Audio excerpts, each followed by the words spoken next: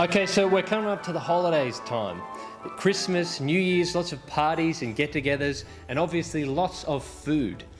And if we want to be managing our weight and making sure we don't blow out with the calories, that's what we want to go through today, right? So how to manage your calories, how to manage your fitness and your health in a time of such chaotic calorie consumption. The first thing I want to talk about is to maintain your awareness. So it's easy to just go to parties and get-togethers and just switch off. Just be not paying attention and just consuming whatever our little hearts desire, how much fun it is to eat.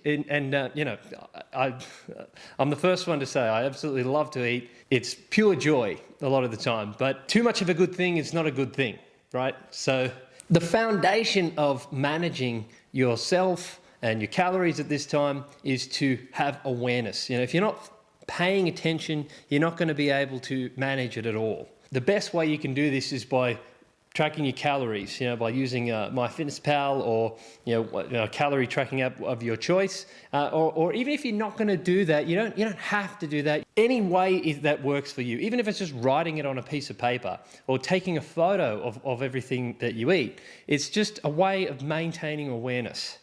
Right, so what we're trying to do at this time is not to get results, is not to be getting ahead and losing weight over Christmas. And if you do, that's cool, of course, but that's not really the goal. The goal here is just to make sure we don't completely blow out, and just the wheels fall off and we're just completely unhinged during this time. So it's to keep the ball rolling, keep yourself engaged, because it's hard when you just completely turn off. It's hard to turn back on again, So the goal here is just to stay in the game, to make sure that we have gotten through the time without just completely blowing out and then looking back and going, I don't know what the hell happened there. That was crazy, and feeling guilty and just thinking that was a complete train wreck. So that's not what we don't want to do. That we want to make sure, okay, I still maintained myself in that time. It still mattered to me to be in the game, to be being healthy and intentional about my weight and my calories. So my own personal story is that when I first started losing weight, when I lost that 30 kilos that I lost originally when I began my health and fitness journey, was actually over the Christmas period. So it started probably around November, and that was usually a time where people will just be like, oh, well, there's too much going on and it'll be hard. I'll just wait until afterwards, So that's sort of starting with a sense of failure, that you would fail. It's a bad way to start it, And then not only that, over that period, you put on weight, so, you get even further behind the starting line.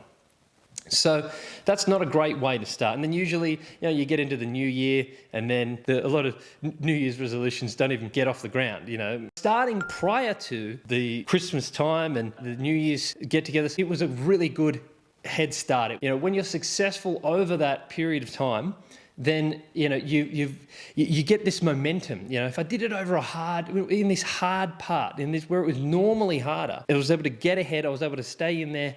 It really gets the ball rolling and you hit the ground running in the new year.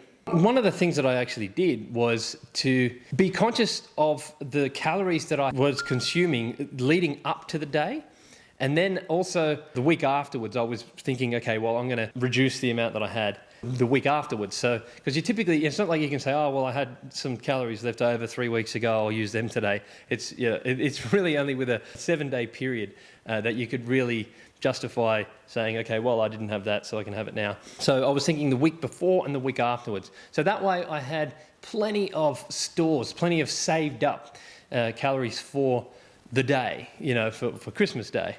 So, and this was really powerful. The truth is, on the day, I didn't actually go that crazy because I was being so conscious the week before, and I had these intentions afterwards, I was empowered. I was feeling like I was being intentional about what I was having. I was being conscious around it. It's just that I had that sense of responsibility and empowerment. So I wasn't really that keen to just blow it all out, but I could have, and I did. I did do a little bit of that. I definitely went over, but it wasn't crazy. I didn't have every calorie that I had saved.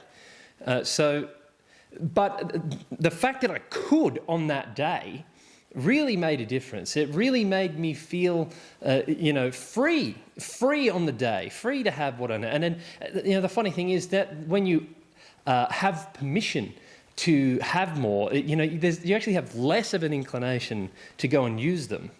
So that's really cool. When you feel insecure, I can't have very much, then you're kind of just busting for more, and so it's a funny little mind trick there.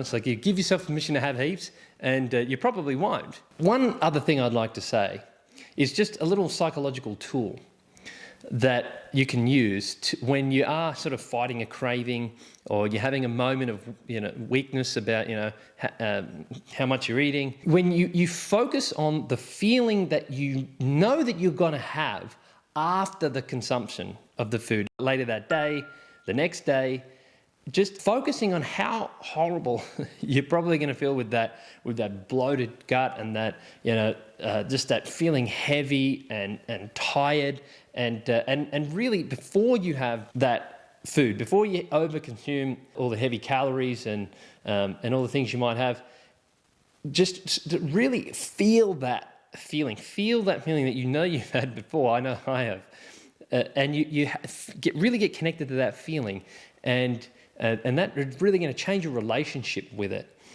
and it's really going to be a lot easier to say no to that extra cake, or that third serving, or whatever it is that you might be doing on the day.